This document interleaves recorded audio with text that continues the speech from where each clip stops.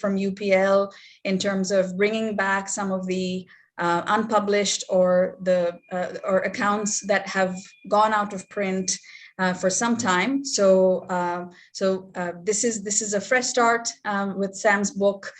We get an amalgamation of many accounts of people whom we didn't know that had many crucial roles in the grassroots movement in favor of the 1971 war.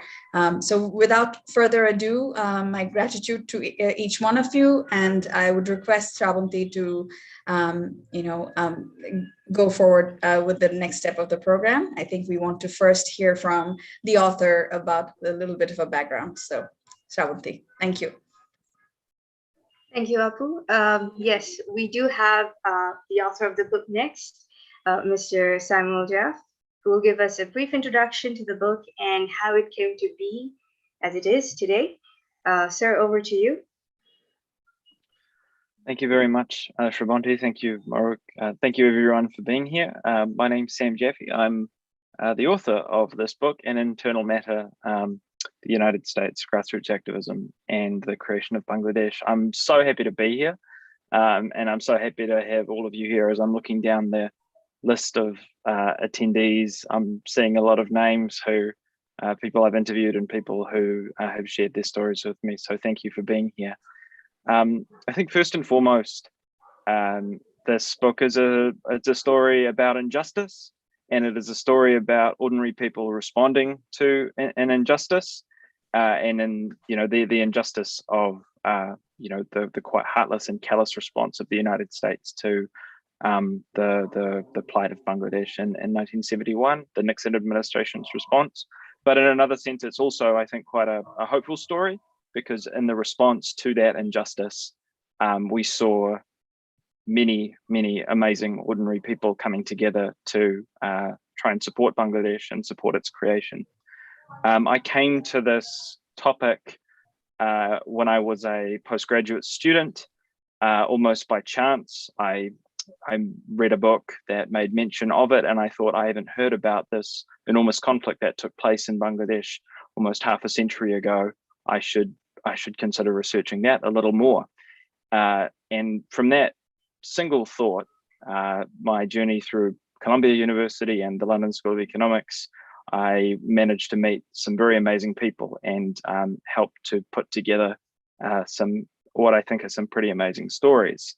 And I certainly couldn't have done it alone. So this book is very much the product of many people, not just me.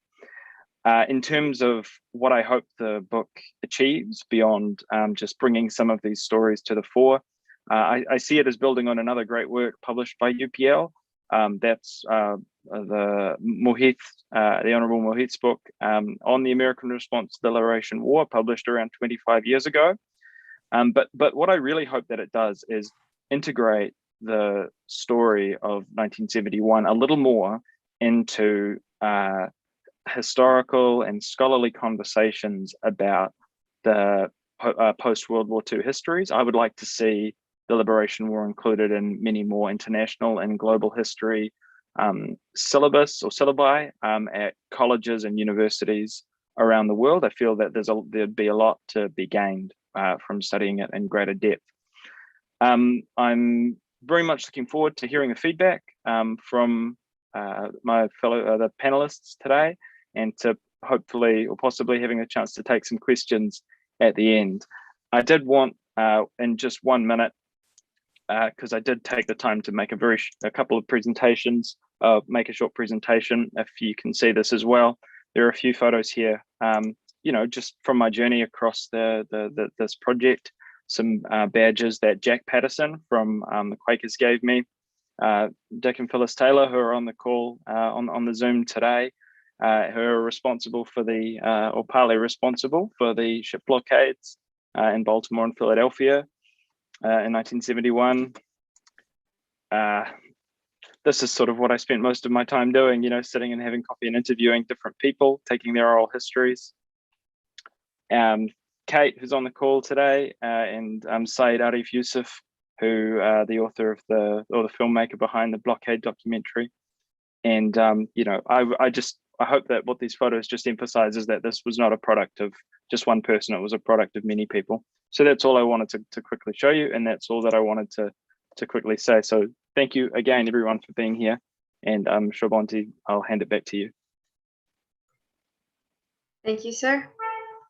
Now we shall move forward with some lively, meaningful, and in-depth conversation and discussion of the book. I just want to show you the book cover just once. It's a very, very nicely done book. Okay. Yeah, thank you to Tirta for the design. So as we move forward, I would like to remind you once again that each discussant will be asked to share their reflections on the book for a maximum of 10 minutes. I'll keep the time and will signal you in the Zoom chat box at the 9th minute. So our first speaker, I'm requesting Dr. Shamsul Bari, former director of the United Nations, to please share your views on the book. So over to you. Thank you, Shravanti, and thank you, friends and participants. Thank you, Sam, for that introduction. You brought out all those buttons that I was personally involved in developing, that you see. And so it brings back lots of memories of the time. I was a student at that time, a student at the University of Chicago, and also teaching part-time Bengali. So I had the opportunity to be quite deeply involved in the Bangladesh liberation movement. And I must congratulate Sam for doing such a wonderful job, and you, Mohiuddin, for publishing this book. I think this book probably has been long overdue. It brings into sharp focus an aspect of the creation of Bangladesh, which is, I think, or was till the publication of this book, missing from our history. And I'm sure it will go a long way to fill the gap and hopefully spur others to undertake similar tasks. What I've done, Maruk, is after reading your latest message, I decided to put down my thoughts, because I know at this age I keep on rambling a little, and therefore put them in writing. And I will put it in the chat box after it. So if I've not completed my statement, which I'll try to do, please read it from the chat box. Let me begin by expressing my deep gratitude to Sam for focusing on the Bangladesh movement in the US in 1971. He rightly calls it grassroots activism. I had the opportunity to be a part of that activism. So I can say with some certainty and conviction that Sam has drawn a very authentic picture of those activities. Thank you, Sam.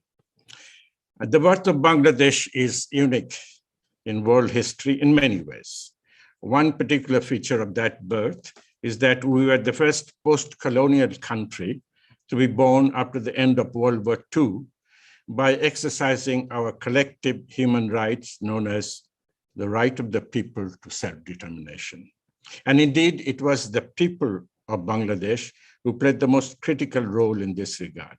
They played it in many ways. One was, of course, by waging the physical war against the marauding Pakistan army. There's a rich literature on that subject, and we know from them how the name Mukti Bahini, or People's Army, sent shivers down their spines. But the other role, equally important for our cause, was by creating world public opinion in favor of the Bangladesh cause. And this was perhaps more important in the US than in any other country, except perhaps for India and the UK. While much has been written on the latter countries, there was a lack of it, I think, vis-a-vis the US. Sam has filled that gap to a large extent. Thank you, Sam. Let me underline the importance of this task. I think there is a lack of appreciation in Bangladesh of the manner in which the US, the world's most powerful nation at that time, and an avowed friend of Pakistan, was pressured by its own public opinion to refrain from, or at least to put a rein on its financial and military support to Pakistan and increased support to Bangladeshi refugees in India. There can be no doubt that the concern of Pakistani authorities about losing US support to their reprehensive activities in Bangladesh had weakened their war efforts in Bangladesh to a large extent. And that change of public opinion in the US was possible almost solely due to the lobbying and similar other efforts of the Bengali community and their friends in the US. Sam Jaffe has drawn a succinct picture of those efforts in this book. It may perhaps not be wrong to say that the history of the birth of our nation has been written so far, mostly from diplomatic and political angles, and rarely from the perspective of the people. I think the role of the people at the grassroots level is extremely important for our younger generation to obtain a more comprehensive perspective of our liberation efforts. Such a knowledge will instill a sense of national pride in their minds. Sam, you have done a great job in filling that gap. Thank you. Sam Jaffe has rightly focused on the efforts of the Bengali community in the US, from those very highly placed in the US society to ordinary students and wage earners, to promote the cause of Bangladesh. He has equally highlighted the role of key Bengali associations in the US and the tactics they employed to influence US public opinion. The importance of these efforts to win over the support of key senators and representatives of the US House of Congress to stop US aid to Pakistan cannot be overemphasized. More research should be undertaken on these individuals and groups to uncover the extent and depth of their contribution. They will certainly enrich the history of our nation. The meticulous description by Sam of the excellent network that Bengali community was able to develop in the US during the 9 months of war in 1971 shows the tremendous unity of purpose that the Bangladesh community displayed during such trying times. He rightly points out that though there are many differences of opinion in the community about the approaches, there was a clear commitment to the cause of Bangladesh. It should restore faith in our ability to unify as a nation at times of national crisis. Equally importantly, Sam Jaffe has identified many activists, many stalwarts of the Bangladesh movement in the US, on whom we should undertake more in-depth research to obtain a more detailed picture of their efforts and their contribution. I don't want to mention names here because Sam has identified most of them in his book. They deserve to be regarded as heroes of our war of national liberation, and their contributions must be adequately recorded to inspire our future generations. We are grateful to Sam for his painstaking work and wide-ranging research to unearth many heartwarming stories of our efforts in 1971. However, there are many other interesting stories, many more personal anecdotes from the US and other countries that would further amplify our efforts in 1971. May I plead with the UPL to discover other such writers like Sam and encourage them to undertake similar tasks. However, time is of essence here, as most of those who have important memories to share are getting older. Maybe Sam himself could extend his research. Thank you, Sam, once again for the book and for your deep interest in Bangladesh. It has been a pleasure to know you. And as you mentioned, and I'm grateful to you that I had the opportunity to host you for some of the time that you undertook that research in Bangladesh. Thank you. Thank you, Shamsul. Thank you. Thank you, sir. I didn't overstep my time, I hope. No, you haven't. Thank you so much, sir. Thank you. Next, we have Ms. Katherine Dunham. Ms. Dunham, I invite you to further proceed with the discussion of the book. Okay. I didn't know we were going to be doing these talks, so I didn't prepare anything, but I am excited to just be able to publicly say my personal connection to the book and gratitude for the book. As some of you may know, my parents were Mary Frances Dunham and Daniel Dunham, and their love of Bangladesh started in 1960 when they moved there as newlyweds. I was born 5 years into that decade, and they lived in Bangladesh and Calcutta for the entire decade of the 60s.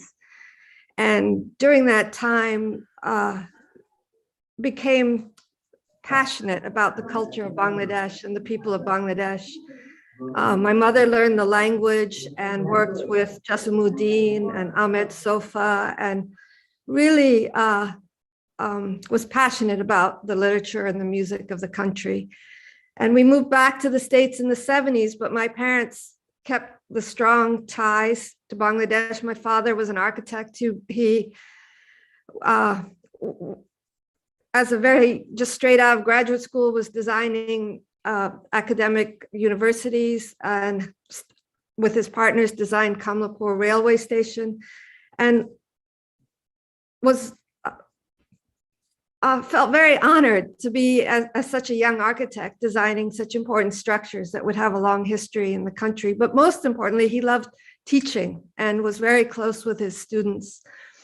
And through his students, I think, began to see the strikes and hartals and the demonstrations that were starting in the 60s. And in the 1970, when we moved back to New York, my father went back to Bangladesh for the cyclone relief and was in Dhaka in March, and became, I think, from then on, very active in helping getting information from Bangladesh to DC. So I think what I really want to say, I guess, about the book was I grew up with Bangladesh being a deep part of my upbringing. But as a child, being naive, I just heard stories here and there, but I never got the big picture until really I could read Sam's book and see the role my parents played and where they fit into the bigger picture. And so many questions were answered. And I'd have to say it's really in the last 10 years that I began to understand just how passionate and kind of how significant the role they played in the support in Washington, DC, and in the demonstrations and in the grassroots movement. And I think I first began to get a glimpse of how important this was when my mother and I were in Dhaka in 2012 for the Buet 50th anniversary. And we went to the Liberation War Museum and met Mofidul.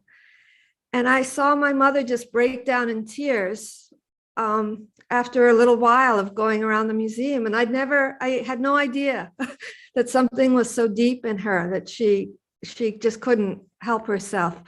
And I think from then on, I really listened more carefully to some of these stories. And I then was back in Dhaka in 2013 to accept the Friends of the Liberation War movement in her honor, because she was too old to travel.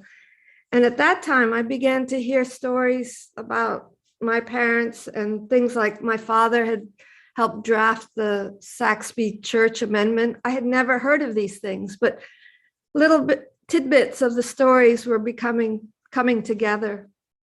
And at that time, my mother was writing to the author of the book, the Blood Telegram book, to plead with him to add another chapter to the book about the movement of Bengalis and Americans in the United States to support the war. She always felt, as Dr. Bari said, it's long overdue that part of the story wasn't told. So I must express her gratitude that her prayers were answered when we met Sam, and he was studying exactly this subject and was able to take something so complicated and so layered and make the story so fascinating. I mean, as I read it, it just guides you through almost like a Hollywood movie. from one chapter to the next. You just want to keep knowing what's next, who else, what came next. The other place where I started to learn more about all this was I helped my mother write her memoirs. And in doing that, it was a 4-year project. I began to see more and more how much my parents did. And throughout this time, we were in touch with Mofidul and we donated. My mother kept everything having to do with the war, newspaper clippings, letters, flyers, buttons, the same buttons that Sam just showed. And including her letters to both President Nixon and Mrs. Nixon, who Sam quoted from on the very first page of the book. And it was beautiful to see that her letter could help initiate this whole history. And I'm really happy that I could even read that chapter to my mother while she was still alive. I think I'll probably stop there. Again, I'm just grateful for the book to just to give this very complicated and rich history such a readable. It's so well written that really anyone would become interested in the subject matter without knowing anything about this history. So thank you, Sam. Thank you, Kate.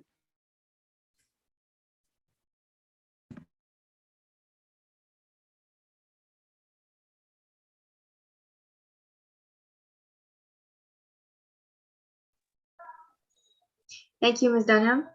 Moving forward to our next discussant, Mr. Abul Hasan Chowdhury. Sir, I invite you to further proceed with the discussion of the book. Over to you. Thank you very much. Can you hear me? Yes, sir, you're audible. Well, I am absolutely gushing. Whatever I may say would be so inadequate to convey my sense of appreciation.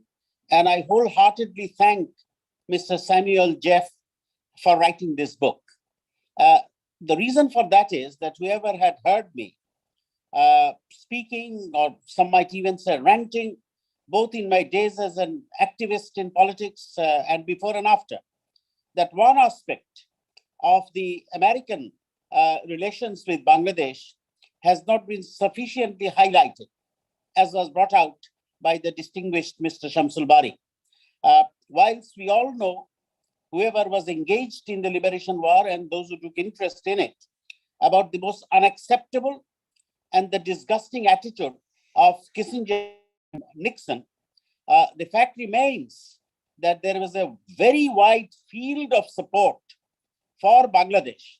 And this support was in the Congress, as Mr. Samuel Jaffe has pointed out, in the form of the amendment by Congressman Gallagher, Senator Frank Church, Senator Saxby, and also from the art world, the corporate world.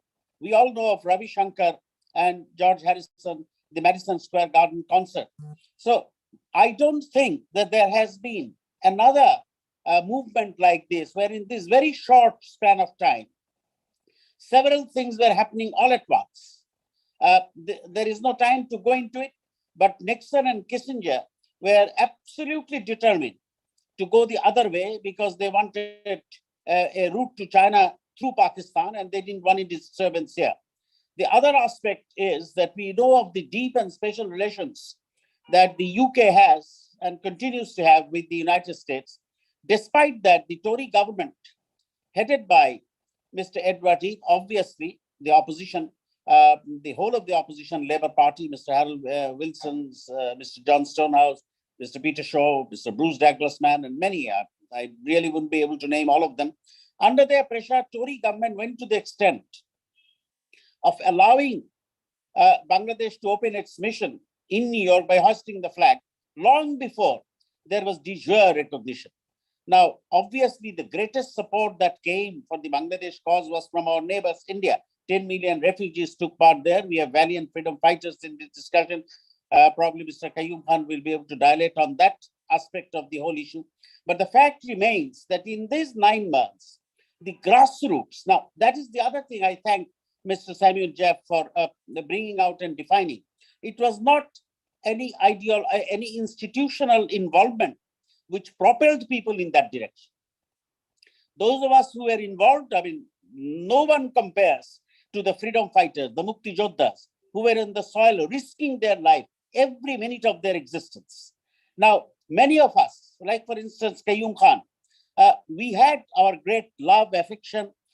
We were thrilled by the philosophy of the greatest Bengali ever, the father of the nation, Bangabandhu Sheikh Mujibur Rahman. But it was not engaging with any political institution which took us. It was the whole Bengali nation which has surged forward. And in that spirit, thousands of Bangladeshis who were in the United States of America started organizing. They started organizing in Chicago. Mr. Jaffe has brought it out in his book. They started organizing in New York and elsewhere. And how can you not mention Senator Kennedy, who stood with other representatives of Bangladesh in front of the White House for hours together on several days to bring the harrowing plight of the refugees to the attention, forcibly to the attention of the executive, which had tried to look the other way. So I think that these, for me at a very personal level, forgive me if I seem to be a little bit more sentimental than the Oriental is expected to be, because this is something that I have been harping for the last more than 3 decades. And I've been inviting, nobody, offer was made, the offer was not accepted until suddenly this book arrived in my hand. And this opens up the possibility of even unraveling. As it is, internal matter goes very much into the depth, and I share the same experience as the previous speaker, the lady has mentioned, that you want to go from one chapter to the other one chapter. It has the thrill of a thriller because everything was happening. You see, now when we talk back, when we say it was 9 months, no one knew that the Bangladesh war would be over in 9 months, that victory would come to us. We had that faith, but there was no certainty. So these people who were risking their lives, the freedom fighters, or who were making a stake in the United States or in England or elsewhere in Europe or around the world. But one thing I must say, that there are many features which are absolutely unique. The very fact that this liberation war, the independence war, was being waged at a time when the whole world was totally polarized. You have on the one hand the Soviet bloc, on the other hand you had the American bloc. Despite that, we garnered support. We had such support coming from the people of both sides of the divide. And there is a whole host of reasons for that. One of which I would suggest is that the vision, the philosophy, the ideology propounded by the father of the nation, Bangabandhu Sheikh Mujibur Rahman, was such that it had to have a universal appeal. He was asking for the freedom of his people. He was pronouncing that the ethos would be inclusive, it would be secular, it would be a democratic dispensation. It would be far removed from totalitarianism or regimentation. So all of these, I think, that could nurture. I mean, this lady, I just now forget her name, who was writing after having lived in what was then East Pakistan, she found, pushed by her conscience, to write to Mrs. Nixon. I mean, several hundreds, thousands of people who went on like that could identify their value system with the values that Bangabandhu had put forward. And also, the country had united, dare I say, like never before. It is, it is sometimes said in a frickle, in a jokey sense, that you have 3 Bangladeshis, you can get 5 political parties. That didn't happen in these 9 months.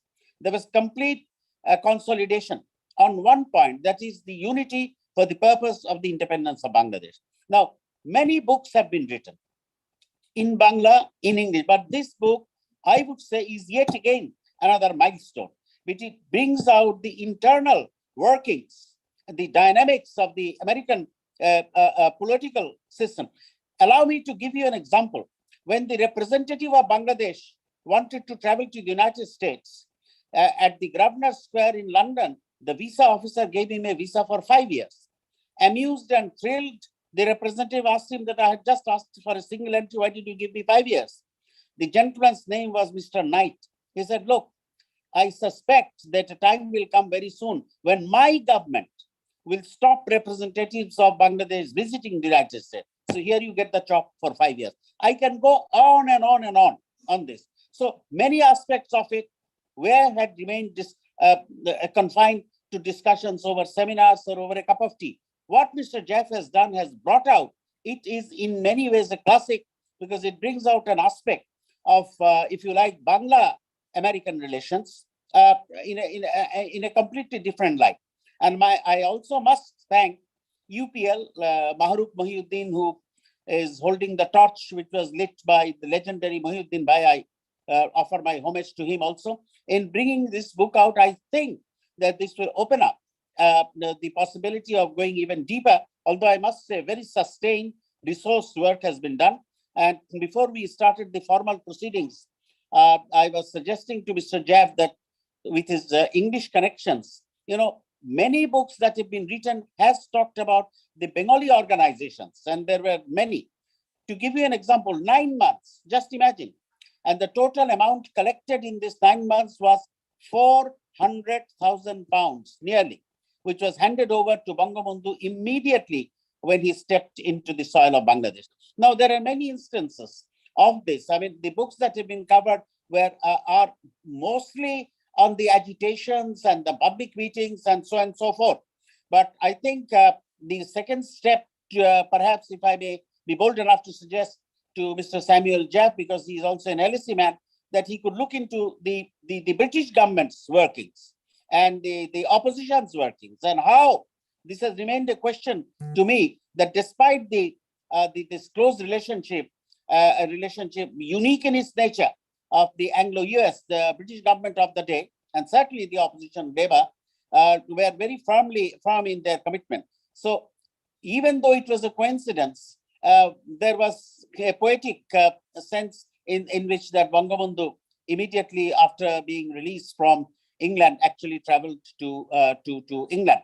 So the other aspect of this book is that it's very interesting that in those days, however much the American administration wanted to scuttle the Saxby-Church-Gallagher amendments by taking a third party to sell arms to Pakistan, I don't think they were successful because of the tremendous public opinion. And you see this the grassroots relevance. Hundreds of thousands, not just Bangladeshis, but people of America, whose names we will have forgotten, who we will have lost connection with, but they were out in the streets. They were not doing it because they were wedded to a particular principle or philosophy. They were just not willing to put up with this sort of injustice, with this sort of bestialism that was unleashed by a country which was being supported by a country of their birth. So I think that all of this, as far as I am concerned, and as far as many of us, that we have always felt that we know of the scenario at that time, but what actually were the grassroots, so how it happened, how the Bengalis did come together, and how in their aid, in their friendship, in comradeship to them, the American people came, as they did in other parts of the world. So I think this as we celebrate the 50th anniversary of our independence and 100th birth anniversary of the father of the nation, Bangabandhu Sheikh Mujibur Rahman, I think it is also very timely that this book comes to bring out to us a very significant aspect of the Bangladesh Liberation War, where I don't want to name people, but you have very rightly brought out Mr. Mohit, who left his job, who was our finance minister. Mr. Mahmood Ali did relentless work. And one person whose name I'm very happy to see brought out, as indeed of many others, is Mr. J.K. Banerjee. The Bangladesh delegation, which went end of November, were simply not allowed to enter the United Nations because Pakistan was a member of the General Assembly. They had canvassed that who are these people. It was the president of the UN Journalists Association, Mr. J.K. Banerjee, who provided press card to each of these 16 members of the delegation, by which they could have an entree at the United Nations, and that gave them an opportunity to participate. Although there was veto after veto after veto, which stopped the Bangladesh delegation from presenting its case formally. But just outside the General Assembly and outside the Security Council, they were getting an opportunity to talk to the representatives of a number of countries, including The American permanent representative at that time, the former president, the father of President George Bush, had also a conversation with the Bangladesh delegation, as did the US Assistant Secretary, Mr. Cisco, and his proposal that we will talk about everything except Bangladesh, but we are going to try and bring Sheikh Mujib to Washington, was with great respect totally rejected by the Bangladeshis. He said that we want Bangabandhu. If you even touch Bangabandhu, forgiveness is a word which will be forgotten by the Bangladeshis. But there can be absolutely no compromise on our independence. And there was no dithering on this point, the entire delegation. So what I'm saying that, these little things, how did the delegation happen to get into how did the delegation go to Harvard? How did the delegation manage to send all these mails? It was the office of Senator Edward Kennedy, which was trying to make life easy for them by making these connections, correspondence, agitation, and the legendary personalities who got together. And of course, culturally oriented as New York is, the Madison Square Gardens and the music that came out was more than music. It was the enervating support to a cause for which hundreds of thousands were willing to sacrifice their life. So I think no words that I can say or any of us can say can adequately thank Mr. Samuel Jaffe for the immense and significant contribution that he has made to the literature of our liberation war. And I would like to, in conclusion, once again, suggest to him that it places him in a very unique position now to look at. Although, as I keep saying, the distance between India and England may have been huge in terms of the support, but next to India, in effect, the headquarters of the liberation war was London. And how on earth we managed to get the support of the British government. Foreign Secretary Alec Douglas-Home made it crystal clear that the demands of the, in his language at that time, quote unquote, East Pakistanis, if they did not run counter to the peace and harmony of the British people, will be accepted. That we had an entry into, and all of these were happening right in front of my eyes. So naturally, I am very emotional to see this book, which relates to so many aspects which are significant, which we ought to remember, and of course, what better way to do it than to have this book in our hands during our 50th anniversary of celebrations. Once again, renewed greetings and good wishes to Mr. Jaffe, to Mahrukh, to UPL for giving us this opportunity and doing me the honor of asking me to say a few words. Thank you. Thank you very much, sir. Thank you. You're welcome. Thank you, sir. Next, we have Dr. A. Qayuum Khan. Sir, over to you. Thank you. And let me just make it public that the preceding speaker is my classmate from Notre Dame College.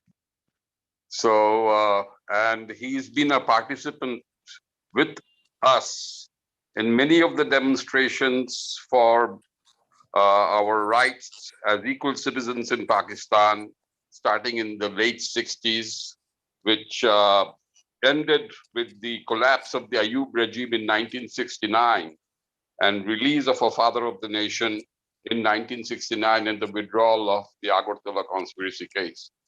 My friend went off to Oxford in 1970, and in 1971, when the liberation war started, I was a student of physics in Dhaka University. And then I was a little man fighting from the trenches in 1971. But about a decade ago, I published my memoirs of the liberation war. And while I knew my story very well and what I wanted to say, what I was having great difficulty in sort of telling my story was, how does my story of a soldier fit into the bigger scheme of things? And as I researched the political developments, the geopolitical developments, the humanitarian crisis, and all the other things, I do mention the Baltimore blockade. I do mention the Concert for Bangladesh. And I read many, many books on 1971.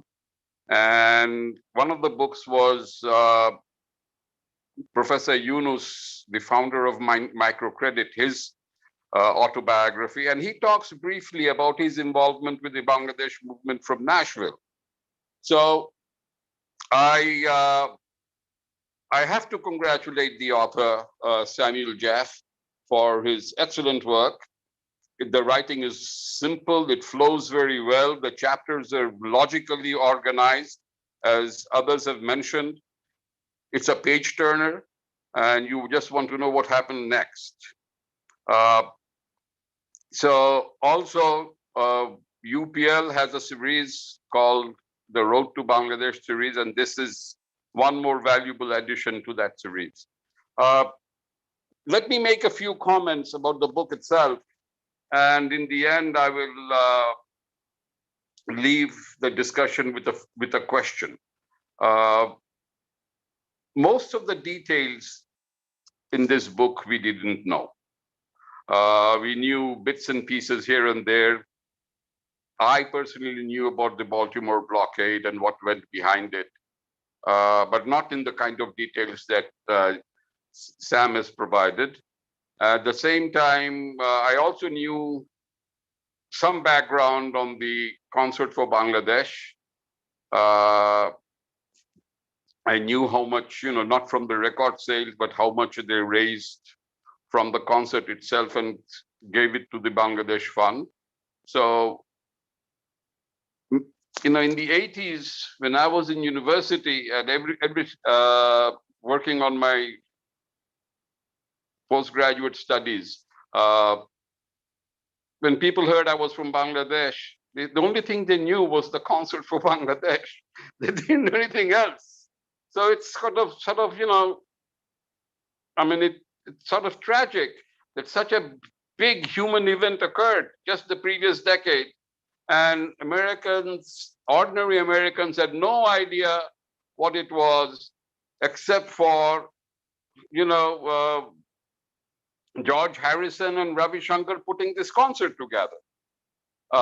Now, turning to the book, first of all, as I have congratulated the author, there was a need for a book like this of the grassroots, the details of the grassroots movements that took place in the United States and also in the UK. Although this author talks a little bit about the about Justice Abu Said Chowdhury, who's my friend's father, but I would invite my friend to venture into the exercise of writing about the grassroots movements in the UK at some time. I hope it doesn't take too much time. Now, the author starts off beautifully with a quote, by debunking a notion of Henry Kissinger that, history is the story of non-state actors. The history is the story of state actors, and the story of non-state actors is seldom told. But I think the real story of history lies on individuals in small groups, people who've experienced the event. And I think I hope the author at some time may consider transcripting the interviews that he has taken and sort of publish it in some form. Insofar as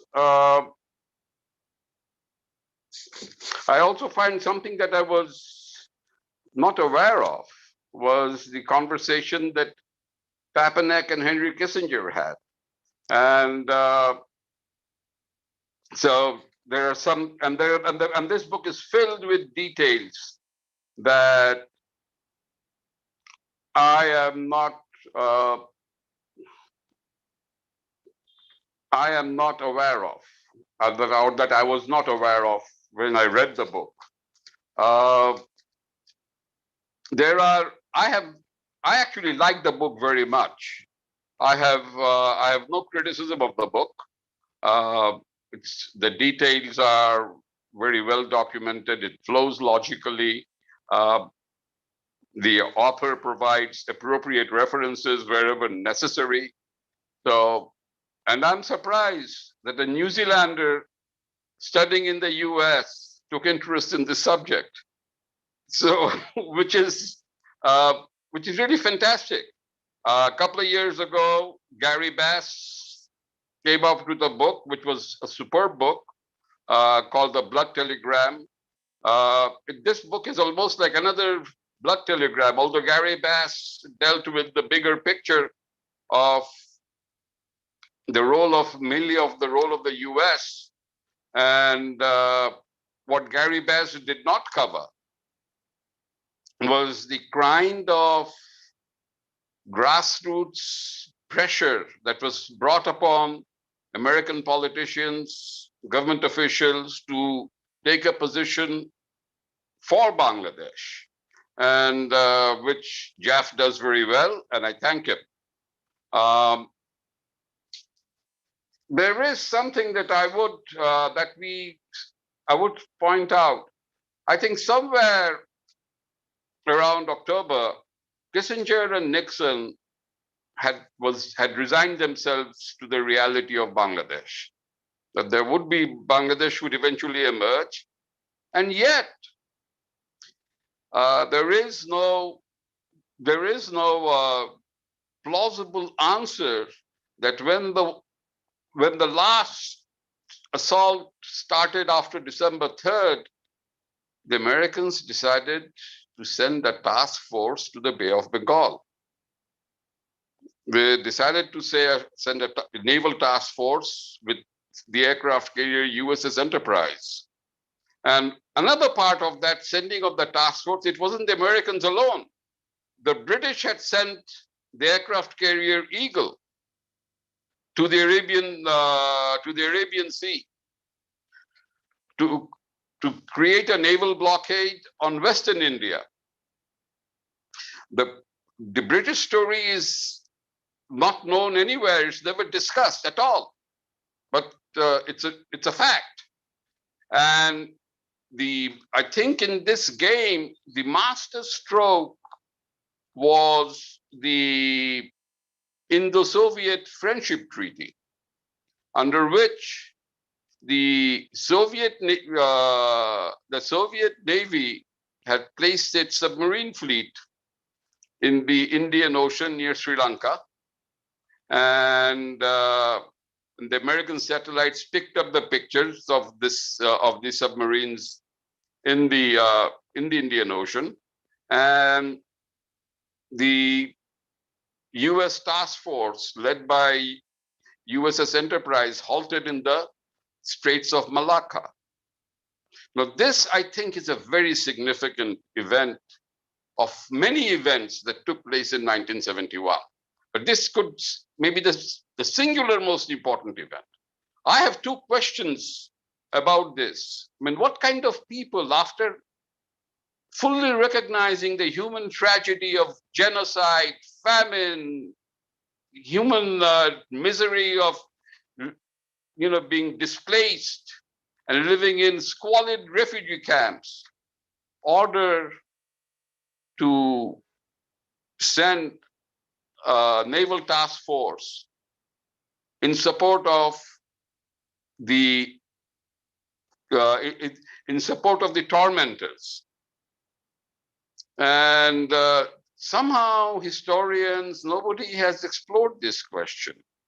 And if Samuel Jaffe has any more energy to deal with Bangladesh, I would ask him to explore this question. It's a very interesting question of history, and somebody will take it up, I'm sure. But in the end, it's a great story.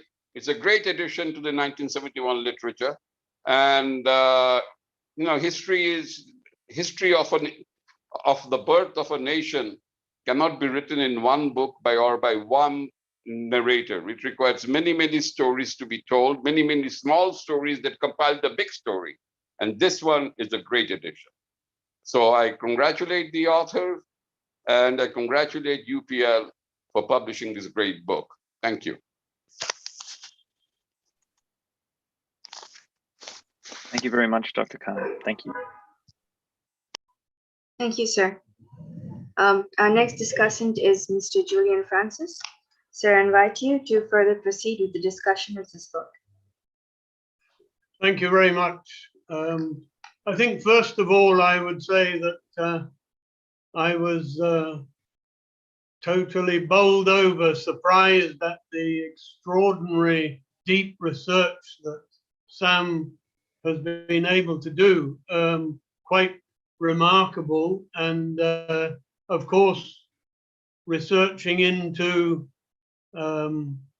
things that some of which I knew, but most of it I didn't know, partly, of course, because I'm not an American, but his research has been a real eye-opener for me, and perhaps will help me in case I eventually get to writing a book of my own memories. But in 1971, I had a vantage point with Oxfam and based in Kolkata, and just coincidentally, we were very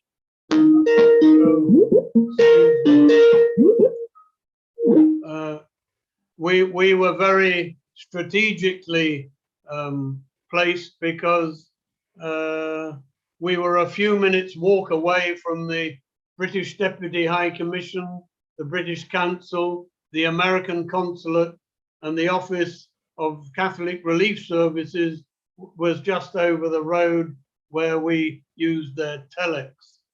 We were regularly, not only Oxfam, but together with organizations like Catholic Relief Services, we were providing information to UK, to Europe, to the USA about things on the ground.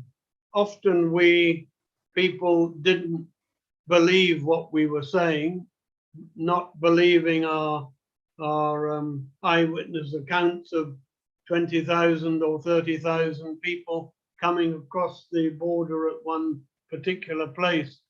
And of course, in the early days, the official line from governments like the British government was that this is an internal affair of Pakistan.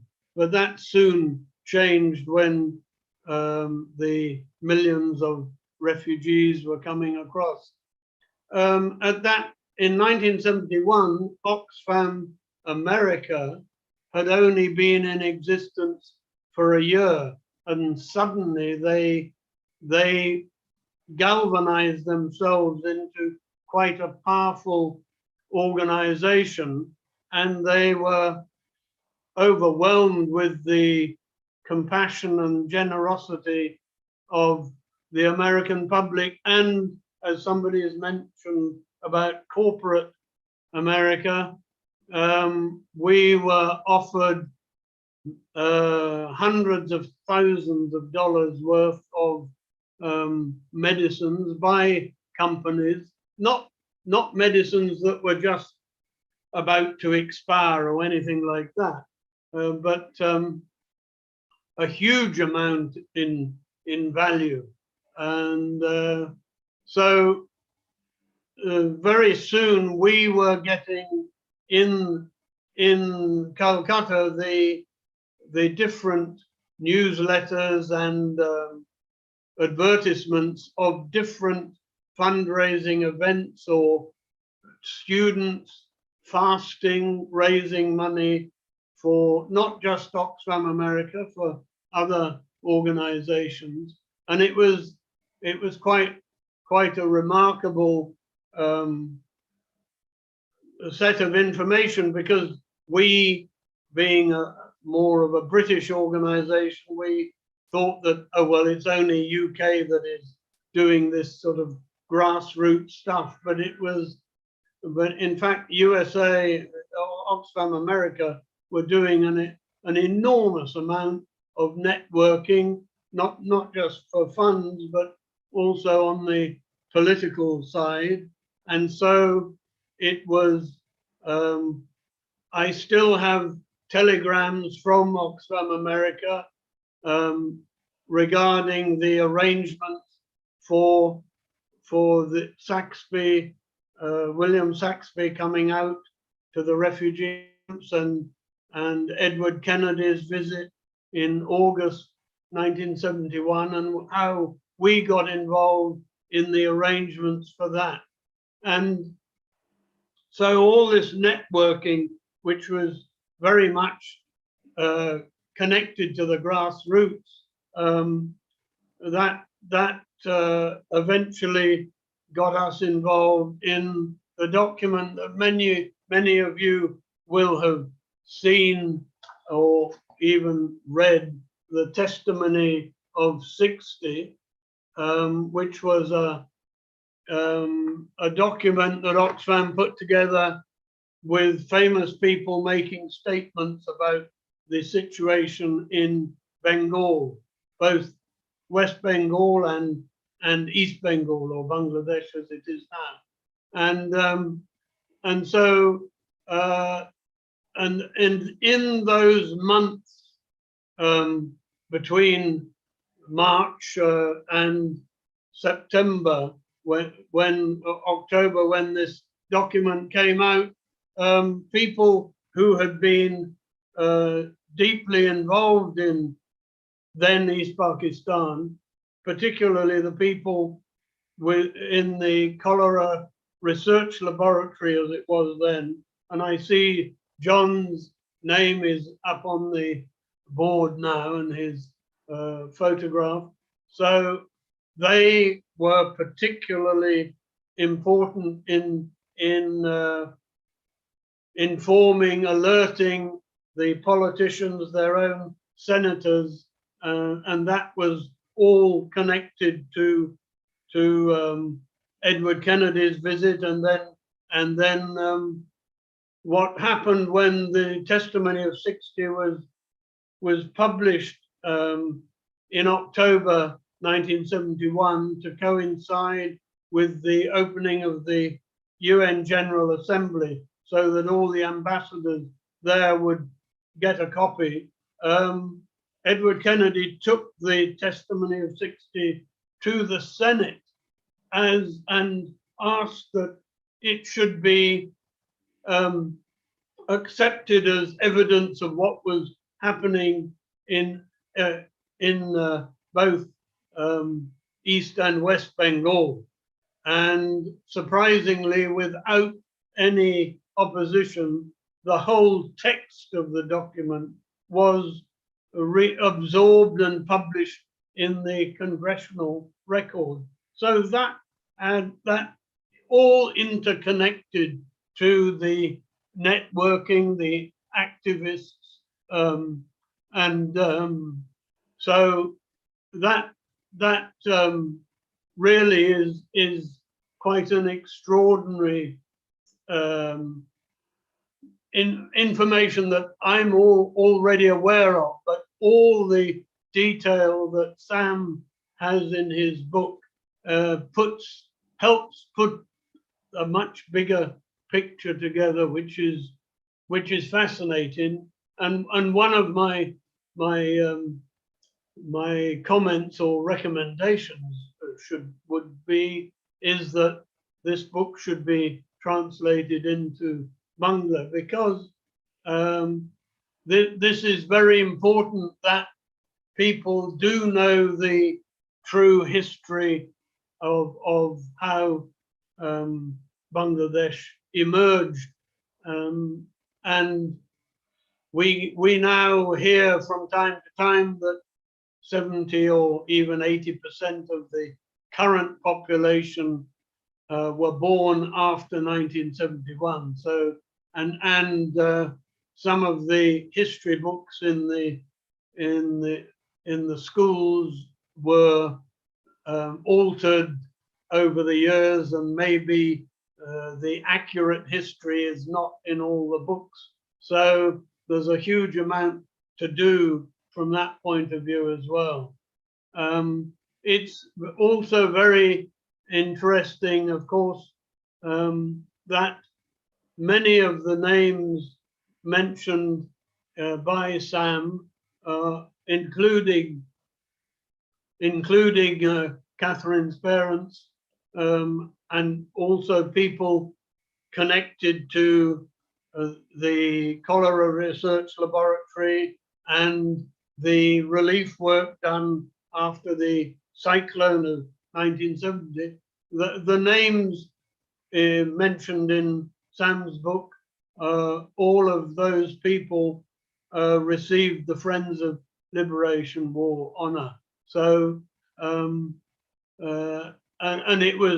it made me feel quite old when in 2012, when I was honored with the same award, I was meeting William Saxby's son receiving it in memory of his father, and I had met his father in 1971. So those sort of historical connections are quite amazing.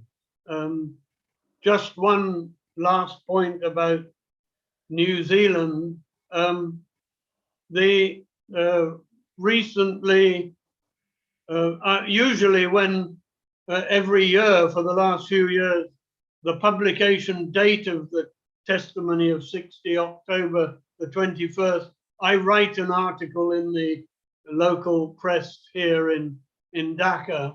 And before I published this year, I sent a letter with a copy of the article to all the Oxfams that had been involved in 1971.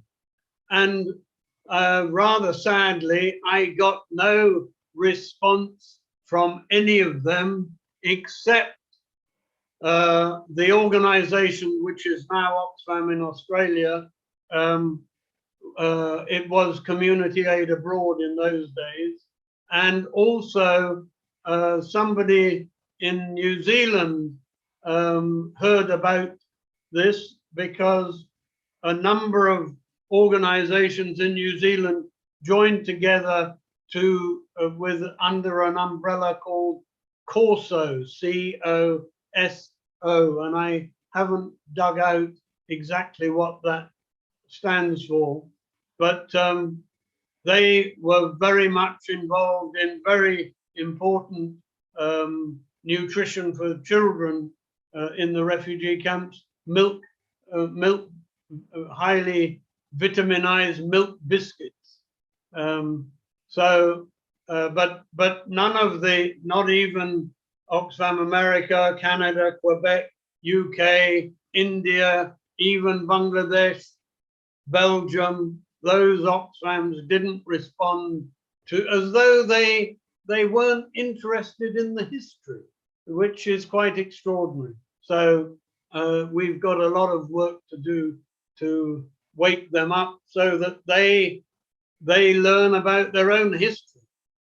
I've been invited in the next few weeks to go and give a talk with a film, Friends of 71 film, and to the staff of Oxfam here and the staff of CARE, because they don't know their beginnings. So I think I will just say it's a wonderful book. I hope it eventually becomes in Bengali, and I'm sure we might put some more pressure on Sam to do another book like that related to the UK. Thank you very much. Thank you, Julian. And I think that we're going to, although it wasn't on the schedule, I think we're going to have a couple of words from John Roddy as well, who I know who has to leave shortly, if that's all right. Maruk, I think please go ahead, John. Thank you so much for coming. Sure. Thank Well, you, thanks. John. Thank you very much, and for all of the wonderful speakers who have pointed out the fact that the liberation of Bangladesh in the remarkable time of 9 months was a joint effort, predominantly, of course, of Bangladeshis, but and their leadership and their persons around the world, the valiant fighters, but those of us who were involved from as guests and residents of East Pakistan at the time, were very fortunate to be able to have some influence on the events and the support. And as Katherine said of her parents, Dan and Mary Francis, they were very active in the US to reach the executive. My wife, Cornelia, who passed away a couple of years ago, who wrote the book Catalyst about our work in the cyclone and in the early days of lobbying Congress. That's it. Thank you, Sam. The Catalyst, which is provided, which was reprinted by Dr. Mohandeen at the Liberation Museum, tried to document how people can make a difference. And I just wanted to comment that I believe today, unfortunately, citizen activism really is sheltered out from the American Congress. I hope it's not from parliaments everywhere, but we were able to get to Senator Saxby, who didn't even know where Pakistan was when we first got in. I can remember lobbying in the Senate and these people saying, well, why are there two Pakistans? Does that make any sense? You know, they're separated by India, and this kind of thing just in the congressional delegations that we were able to see. And when we started lobbying, my wife made a card index, and we reached every senator's office except two who refused to meet with us. One of them was Barry Goldwater, and I forget the other. But everybody heard from us in order to try and get support for what was then written, the Saxby Church Amendment, which also was written by lay people. Input from many, but it was basically the first time the Foreign Assistance Act did not pass in the American Senate. Well, foreign assistance to Pakistan wasn't that important, but nonetheless, it was symbolic as well as important regarding the resources, and it certainly sent a message to the world. So today, I wonder if it could have happened. It was citizen activism all around and partnerships, which those of us who were involved with our Bangladeshi colleagues, some of them here today, so nice to see you. We were honored to be a part of the effort, a small part, but supporting that work. And Sam has so well captured it in his book, and we appreciate that very much. Thank you for the chance to just say my appreciation and that of others like me who were involved at the time and continue to visit Bangladesh regularly and enjoy it and are proud of that country. Thank you. Thank you, John. I'll hand back to you, Maruk and Shravanti.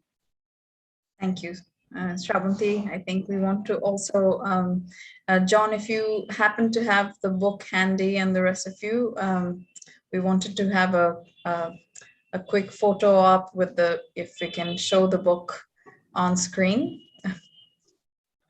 I have to admit, I haven't yet obtained a copy of the book.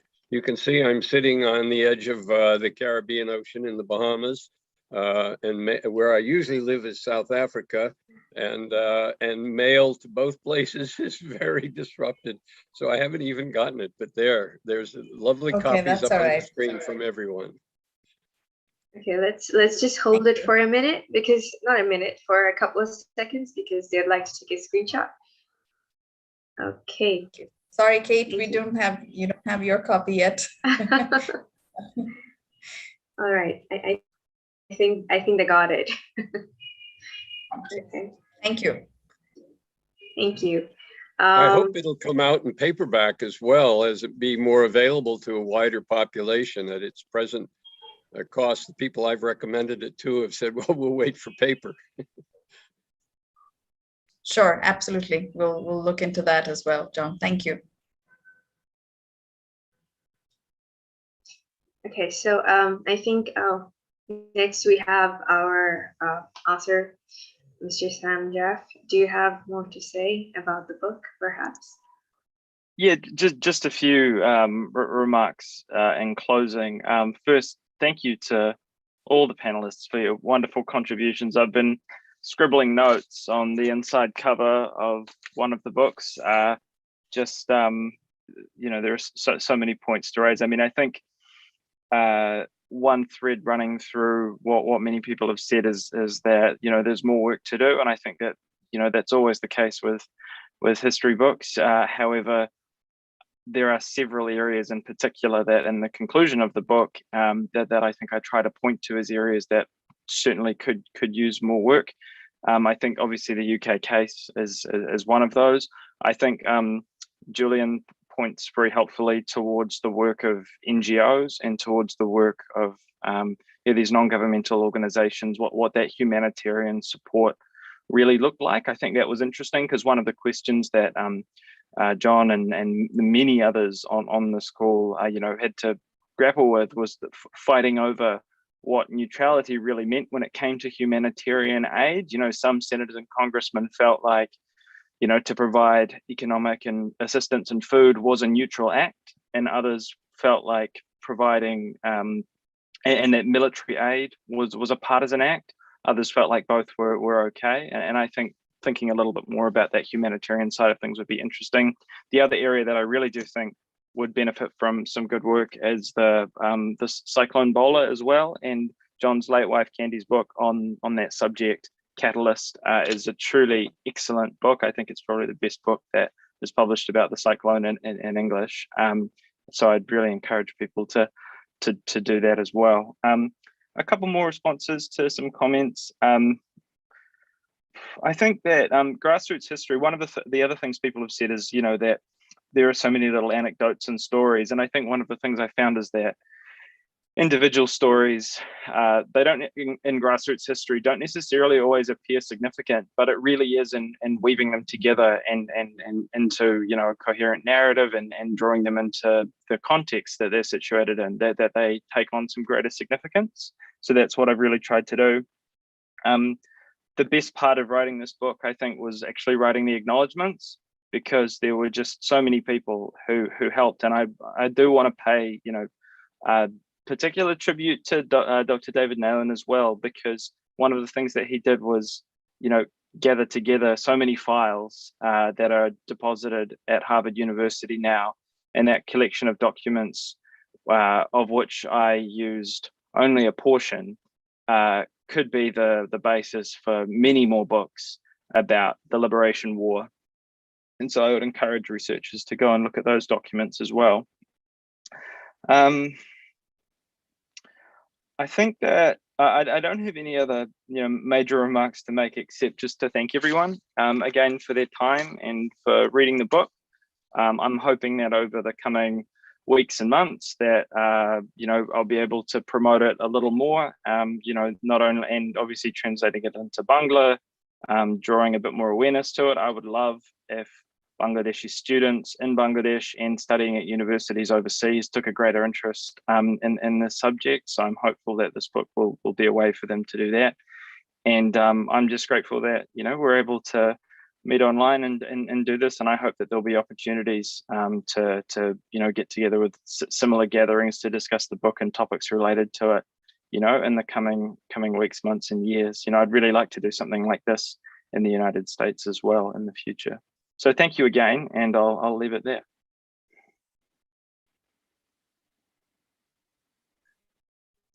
Thank you. Next, I request Ms. Mark Muhyiddin to deliver the vote of thanks. Thank you, Shravanti. So it's my turn to wrap it up, but I was also looking at the participants who kept joining, and I see Dr. Dina Siddiqui, Dr. Ilora Halim Chowdhury, Dr. Hamida Hussain, who I know was also reading the book. So any of you, if you want to share your comments, please feel free on the chat box, or maybe send us your comments later on. And just to sort of give a little bit of a background about the experience of publishing this book, I think I want to congratulate Sam on that account as well. You've been a really angel of an author, to be going through the different editorial stages and being very supportive. And, when you first came to us, I remember our conversation about the organization of the book being in a certain way, which was required or recommended for your master's thesis. But then, you decided to change the entire organization of the narrative, which clearly has worked, from what we hear from the reader. So once again, I think that's great insight of yourself as an author, to have thought of that organization for the book. And it's also very heartening for me to have Dr. Katherine Dunham with us. We'd lost our dear author, Mary Frances Dunham, whose book we published on Jarigan, and also Dr. Qayuum Khan, whose book Bittersweet Victory, it's on its third edition now, so we'll soon be publishing the third edition of his memoirs of the Liberation War. And hopefully, Julian, we will have your book available for readers soon. So I hope you will be, this will be a good inspiration for you to start writing your book. And I know that Dr. Shamsul Bari, you already have a manuscript. So, we would like your experience from the Liberation War, and also your experiences in the UN, which I'm sure touches upon the history of the Liberation War as well. And Mr. Abul Hasan Chowdhury, we're a proud publisher of your father's book, Probashi Muktijudhor Dinguli, and hopefully we will also have a translation of that book available. So someone commented in the question box that there should have been more recognition of Justice Abul Hasan Chowdhury, and I'm sure history will eventually do its justice, is what I believe. And we're here as the next generation almost, and it's to some degree the onus is on us to seek out these details and the truth that have come out, much of which have come out in different publications. And once again, I just join everybody else in congratulating Sam. And just very briefly, I want to acknowledge the editors and the cover designer for the book, and everybody who have worked at the backstage for today's event. Hopefully we will have more conversations such as this in the coming days. I hope that everybody stays safe in the current circumstances, and then we will continue these conversations over many books throughout this 2022. So wishing you all a very happy new year, and wishing a very healthy year going forward. Thank you so much for joining us. Thank you, everyone. Thank you very much. Thank you. We should be in touch with each other. Thank you. All the best. Bye-bye. Thank you. Thank you, Dr. Bari. Congratulations. Thank you, Kate. Thank you, Thank Kate. you very Your much. book should Thank be. you all. Thank you. Thank you, Okay, Kasabhai. goodbye. Thanks. Okay, good night. Thank Those you. I Take see care. for the first time. Bye-bye.